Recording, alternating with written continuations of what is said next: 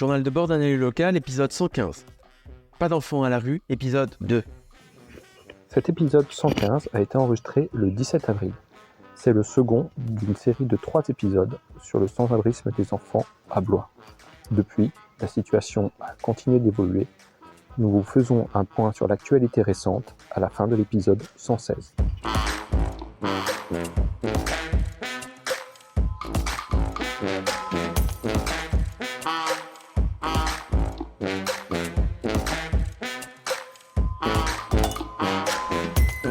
Bonjour Nico. Salut Yael. Nico, aujourd'hui on reçoit Michael Martel, qui est enseignant et membre du collectif Pas d'enfants à la rue, et Lola, également membre du collectif Pas d'enfants à la rue. Bonjour. Bonjour. Salut. Juste avant, on a fait un premier épisode, et Lola, tu nous racontais qu'il y avait un pognon de dingue qui était, l'expression que tu as utilisée, qui était utilisé justement pour payer les hôtels, qui sert à accueillir ces familles qui sont à la rue. Est-ce que tu peux nous expliquer pourquoi tu as utilisé cette expression ? Très bonne question. Alors pourquoi est-ce que je dis que ça coûte un fric ou un pognon de dingue ? Tout simplement parce qu'on a un conseil départemental, donc comme l'expliquait tout à l'heure Nicolas. Donc on a un conseil départemental qui héberge les femmes et enfants, à condition que les enfants aient moins de 3 ans ou que les femmes en question soient enceintes. Et ces femmes-là, elles sont hébergées à l'hôtel depuis un nombre incalculable de mois parfois, avec le collectif et d'autres partenaires. On a évalué que cela coûtait 1 500 € par mois par famille. Donc c'est vrai que c'est énorme et un peu hypocrite aussi à la fois. Parce que nous, on nous dit que ça coûte cher, et c'est vrai, factuellement, ça coûte cher, mais on pourrait trouver des solutions beaucoup plus intéressantes dans des conditions de logement dignes, avec un accompagnement social aussi qui en vaille véritablement le coup. Et c'est pour ça qu'on milite aussi au quotidien avec ce collectif. Pour se dire qu'on veut faire mieux. Certes, il y a des choses qui sont effectuées, mais pas correctement. C'est pas possible. La solution, c'est pas de les mettre dehors pour faire des économies et de loger plus que 11 familles à l'hôtel plutôt que 20, mais plutôt de loger les 20 correctement dans des trucs moins précaires et qui en plus seront moins chers en coût financier mensuel. C'est un peu ça qu'on veut dire. Et nous, en tout cas, moi en tant que parent d'élève, je me suis retrouvé à déménager des familles, mais c'est un truc de fou comme... ils sont brinque-ballés d'un hôtel à l'autre. Un jour, on leur dit non, à la fin de la semaine. Le 115, par exemple, c'est des fois, il faut appeler toutes les semaines pour savoir si à la fin de la semaine, tu seras relogé, selon le nombre de places qu'ils ont. Donc, à chaque fois, ils ne savent pas si à la fin de la semaine, ils seront encore dans ces hôtels ou ils seront mis dehors. Et puis, on peut aussi leur dire vous allez changer d'hôtel. Donc, en fait, il y a des week-ends où je me suis retrouvé avec ma femme et les enfants à les aider à déménager d'un hôtel à un autre. Et ça, moralement, pour des enfants, c'est ultra précarisant. C'est Et stressant aussi, et j'imagine. stressant, et voilà. Mais ça les pousse aussi à les obliger à chercher des solutions par eux-mêmes. Et du coup, des fois, il y a un petit peu, on se demande presque si c'est pas volontaire pour, à force d'être brinque-ballés d'un endroit à un autre, ils finiront bien par trouver une solution en ayant dormir à 10 dans 2 pièces. Et ça crée des solutions un peu tristes, quoi. Et juste, ce qui est fou avec cette saturation du 115, c'est que la situation, elle est la même quasiment partout en France. C'est pas juste à Blois. Et l'école Victor Hugo est très impliquée dans ces histoires-là depuis le 31 mars. Les menaces d'expulsion des hôtels datent du 31 mars ou du 1er avril. Et à partir de cette date, l'école a dû faire face à des déménagements intempestifs des familles pour les aider. Et il y a des collègues enseignants qui ont aidé les familles concrètement à déménager. Donc c'est beaucoup de fatigue, de stress pour les familles évidemment. Et puis on a pu voir lors de ces déménagements la réalité des hôtels. C'est une gabegie humanitaire et financière. Quand on est arrivé dans un hôtel du centre-ville qui hébergeait beaucoup de familles, de mères célibataires, on a vu un étage entier avec des enfants qui jouaient dans le couloir, un petit couloir d'un hôtel simple. Donc, faut imaginer beaucoup d'enfants qui jouent dans un couloir. Une famille une mère célibataire avec 3 enfants dans une seule chambre, avec moins de 10 mètres carrés, avec aucun moyen de faire de la cuisine dans l'hôtel.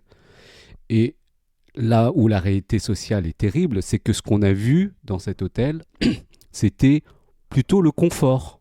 Il faut bien se dire que dans cet hôtel-là, c'était du confort d'avoir des chambres dans ces conditions-là, avec des murs un peu moisis au fond. Au moment où elles ont déménagé, on avait bien vu les murs moisis, mais c'était un des meilleurs hôtels. L'autre hôtel dont on a parlé, le Classe Eco de Vineuil, il est classé insalubre. Il est vraiment, les gens qui l'ont vu, moi je ne l'ai pas vu directement, mais des personnes de la CIMAD ou d'autres connaissent cet hôtel. On s'est battu pour que ces mères restent dans cet hôtel, mais la réalité, c'est que cet hôtel est terrible. Il n'y a aucun moyen de faire de la cuisine, les chambres sont plus petites, c'est insalubre. La réalité sociale est violente. Nous, je sais qu'avec le CIAS, par exemple, on a travaillé pour pouvoir avoir des cuisines mobiles qui viennent au pied des hôtels pour que les gens arrivent à faire à leurs enfants de la cuisine de qualité et cuisiner des produits bruts, parce que sinon ils se retrouvent à manger que des choses au micro-ondes ou en boîte, etc. Parce qu'il n'y a même pas de lieu pour cuisiner, donc on avait fait une cuisine mobile. Mais c'est vrai que là, tu parlais du 31 mars et du 1er avril, c'est la date à laquelle le département avait dit on va mettre 30 familles, donc plus de 70 enfants, à la rue, au 31 mars, au 1er avril. C'est-à-dire il y a plein de familles qui ont reçu des courriers. Au 31 mars, nous ne vous logerons plus. Là, d'abord pour des raisons économiques, mais pareil, elles l'apprenaient par courrier, de manière assez sèche, quoi, sans savoir ce qui allait se passer après, sans être accompagnées socialement sur la suite. Et puis nous, quand on a commencé à prévenir la ville en disant ça se trouve, il va falloir mettre un gymnase en place parce que le département a décidé de tous les mettre dehors sans rien prévoir de ce qu'elles allaient devenir. Du coup, ça a mis un peu de pression. J'ai appelé le cabinet a appelé le département. Qui disait non. T'as appelé quel cabinet ? Le cabinet du maire et le cabinet du président d'agglomération. Donc le cabinet du maire, parce qu'en fait, les gymnases sont gérés par la mairie. Donc c'est le cabinet du maire qui a pris attache avec le cabinet de la préfecture et du département qui leur ont répondu non, pas du tout. En fait, on n'avait pas prévu de les mettre dehors. Il y a un accompagnement individualisé de chaque famille, vous inquiétez pas. On fait du cas par cas. Et puis, de toute façon, on ne les mettra pas dehors avant le 11 ou le 12 avril. Donc, on a gagné 12 jours. Et en réalité, les gestionnaires d'hôtels qui étaient au courant des courriers commençaient déjà, pour pouvoir récupérer les chambres, à dire aux familles qu'elles allaient les mettre dehors. Donc, c'était un mensonge en ça. Les familles étaient bien sous pression des gestionnaires d'hôtels. Et en fait, le département, si il a repoussé au 11 ou au 12, c'est uniquement grâce à la pression citoyenne, parce qu'il y a 2 avocates des droits de l'homme, etc., qui ont fait un recours contre cette décision de tous les mettre dehors au 31. Et ça montre aussi bien l'absence de suivi qu'il y a. Un autre exemple de l'absence de suivi qu'il y a, c'est avant même cette situation du 31, où c'est plus de 70 enfants qui se seraient retrouvés à la rue d'un coup. Dans la classe de Michael, une fois encore, il y a un enfant dont la maman est venue le voir en lui disant je vais avoir mon enfant qui va avoir plus de 3 ans au 22 mars et j'ai un peu peur qu'on me mette dehors, je sais pas quoi. Et donc là, Michael, il me semble que tu as écrit au département et à la préfecture pour qu'il y ait une coordination entre les deux. Voilà, j'ai demandé à ce que la famille soit prise en charge, parce que c'est un cas exceptionnel d'enfant qui avait besoin de soins et qui a toujours besoin de soins. Et parce qu'il a la drépanocytose. Parce qu'il a la drépanocytose. Et j'ai obtenu aucune réponse ni du conseil départemental ni de la préfecture. Donc le stress a été maximal pour cette mère jusqu'au 22 mars. On ne savait pas ce qui allait se passer au 22, et c'est le jour même du 22 où elle a appris qu'elle a été prise en charge par le 115, parce qu'il connaissait le dossier, mais Lola peut en témoigner. Il n'y a pas de tuilage entre le département et avec la préfecture. Donc c'est même pire que ça. Ils ont été mis dehors de leur hôtel le matin du 22. Ils sont allés voir Michael en disant on n'a pas de solution, on va être mis dehors. Et c'est Michael qui les a accompagnés pour qu'ils appellent le 115, parce qu'il faut que ce soit la famille elle-même qui appelle le 115 pour avoir une prise en charge par la préfecture. Et là, la préfecture leur a dit ah mais oui, on connaissait votre cas et on va vous réouvrir une chambre. Donc ils ont déménagé dans un autre hôtel, parce que maintenant c'était une prise en charge de la préfecture, parce que les enfants avaient plus de 3 ans, mais il n'y avait eu aucun tuilage de fait entre le département qui savait qu'ils allaient les mettre dehors, la préfecture qui savait qu'ils allaient récupérer ce cas, mais personne n'a pris contact avec la famille. Et si la famille, le matin même, n'avait pas appelé le 115 grâce au conseil de Michael qui a fait assistante sociale, ou assistant social alors que c'est pas son travail, elle serait restée dehors et puis tant pis. C'est quand même un truc de dingue. Et ce qui est un peu faux aussi par rapport à tout ça, on a parlé un peu d'hypocrisie tout à l'heure, et j'aime bien ce mot-là, quand on parle du sans-abrisme des enfants et de ses familles, c'est qu'en fait, s'ils ont été mis à la rue, enfin s'il était question de les mettre à la rue au 31 mars, par le conseil départemental, c'est qu'il y a aussi ce truc de la fin de la trêve hivernale. Sauf que la fin de la trêve hivernale, normalement, ça concerne la préfecture, et pas le conseil départemental. On parle encore de compétences, et je crois qu'il faut être pointilleux là-dessus. Parce que ce n'est pas en effet à la mairie, à la région, à d'autres, de faire le travail, et de l'État, et du conseil départemental. Tu parles de cynisme parce qu'en fait, le conseil départemental a choisi la date de la fin de la trêve hivernale de la préfecture pour mettre à la rue les enfants dehors, pour faire penser qu'en fait, on les mettait dehors parce que c'était la fin de la trêve hivernale, alors qu'en fait, c'est un choix politique de ne plus financer l'hôtel pour cette compétence de protection de l'enfance. Et ça rend toute la situation très opaque pour tout le monde. Il y a un manque de lisibilité, même pour les citoyens, quant à cette situation-là. Certainement volontaire.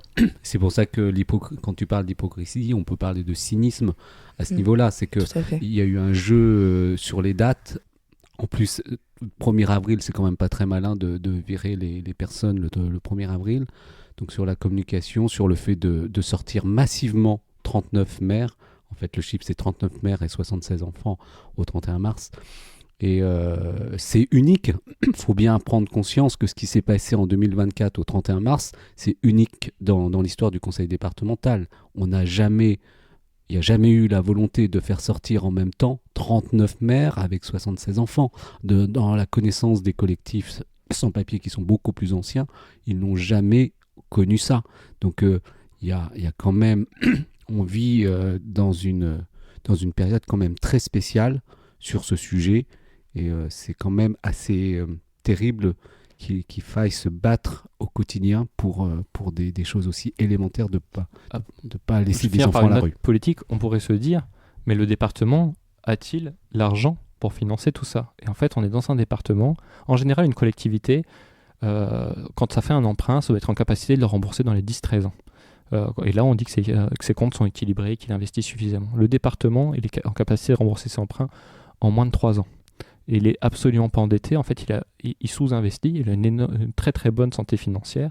Il décide d'investir dans des compétences qui ne sont pas la sienne, comme le développement économique, ou à faire une agence d'attractivité, financer un aérodrome qui est même pas à l'équilibre économique. Mais par contre, ils vont faire des économies sur leurs compétences premières, le social, où ils mettent presque pas d'argent pour compenser la fermeture d'un collège dans les quartiers nord, parce que c'est pas eux qui votent pour eux, et sur les personnes migrantes, ils décident que ça coûte trop cher et qu'on va les laisser dehors. Moi j'ai une dernière question et il faut qu'on arrête, mais vous avez parlé du 11-12 avril. Là on enregistre aujourd'hui, on est le 17 avril. Qu'est-ce qui s'est passé ? J'essaie de regarder sur ta montre, Lola. Qu'est-ce qui s'est passé depuis le 12 avril ? Eh ben, on en parle dans un prochain épisode. Eh ben très bien, on fait comme ça. Merci beaucoup, très bien. Ouais. Eh ben écoutez, merci beaucoup, merci à vous, et puis on en parle donc dans un prochain épisode.